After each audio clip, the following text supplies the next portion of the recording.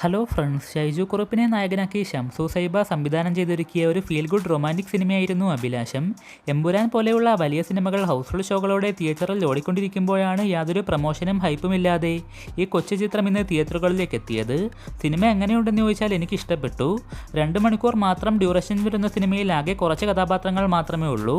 സിനിമയിൽ ഉണ്ടായിരുന്നവരെല്ലാം തന്നെ അവർക്ക് കൊടുത്ത റോൾ നല്ല വൃത്തിക്ക് ചെയ്തിട്ടുണ്ട്. ഷൈജു കുറുപ്പിൻ്റെ കുറച്ച് ഡിഫറൻ്റ് ആയിട്ടുള്ള ലുക്കായിരുന്നു സിനിമയിലേത്. അതും ഒരു ഫ്രഷ്നെസ് തോന്നി. ഷൈജു കുറുപ്പ്, അർജുൻ അശോകൻ, തൻവീർ റാം അങ്ങനെ എല്ലാവരും നല്ല പെർഫോമൻസ് ആയിരുന്നു. കുട്ടിക്കാലം മുതൽ തുറന്നു പറയാതെ ഉള്ളിൽ കൊണ്ട് നടന്ന അഭിലാഷ് എന്നയാളുടെ ഒരു വൺ സൈഡ് ലവ് ആണ് സിനിമയുടെ പ്രധാന പ്രമേയമായിട്ട് വരുന്നത്. അത് സക്സസ് ആയോ ഇല്ലയോ എന്നൊക്കെ സിനിമ കണ്ടു തന്നെ അറിയുക.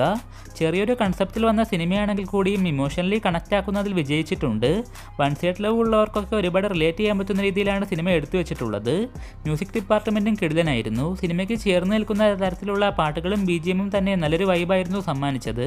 മൊത്തത്തിൽ ഇതൊരു ചെറിയ സിനിമയാണ്, ഭയങ്കര സംഭവമാണെന്നൊന്നും പറയുന്നില്ല. എനിക്ക് ചിത്രം ഇഷ്ടപ്പെട്ടു. എല്ലാവർക്കും വർക്കാകുമോ എന്നും അറിയില്ല. എനിക്കൊരു വാച്ചബിളായിട്ടുള്ള അനുഭവമാണ് സിനിമ സമ്മാനിച്ചത്.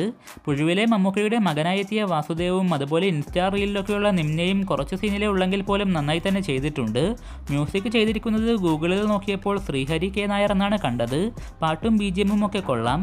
മൊത്തത്തിൽ എമ്പുരാൻ പോലെയുള്ള സിനിമകൾക്ക് കയറാൻ ടിക്കറ്റ് കിട്ടാതെയാണെങ്കിലും അഭിലാഷം എന്ന സിനിമയ്ക്ക് കയറിയാൽ നല്ലൊരു അനുഭവമാണ് നിങ്ങൾക്ക് ചിത്രം സമ്മാനിക്കുക എന്നാണ് എനിക്ക് പറയാനുള്ളത്. വൺ സൈഡ് ലവ് ഓറിയൻറ്റഡ് ആയിട്ടുള്ള സിനിമകൾ ഇഷ്ടമുള്ളവർക്ക് തീർച്ചയായും ഒന്ന് കണ്ടു നോക്കാവുന്ന സിനിമ കൂടിയാണ് അഭിലാഷം. സിനിമ കണ്ടിട്ടുള്ളവർ നിങ്ങളുടെ അഭിപ്രായങ്ങളൊക്കെ തീർച്ചയായും താഴെ പങ്കുവെക്കൂ. കൂടുതൽ വീഡിയോകൾക്കായിട്ട് ചാനൽ സബ്സ്ക്രൈബ് ചെയ്യുന്ന കാര്യം കൂടി പരിഗണിക്കുക.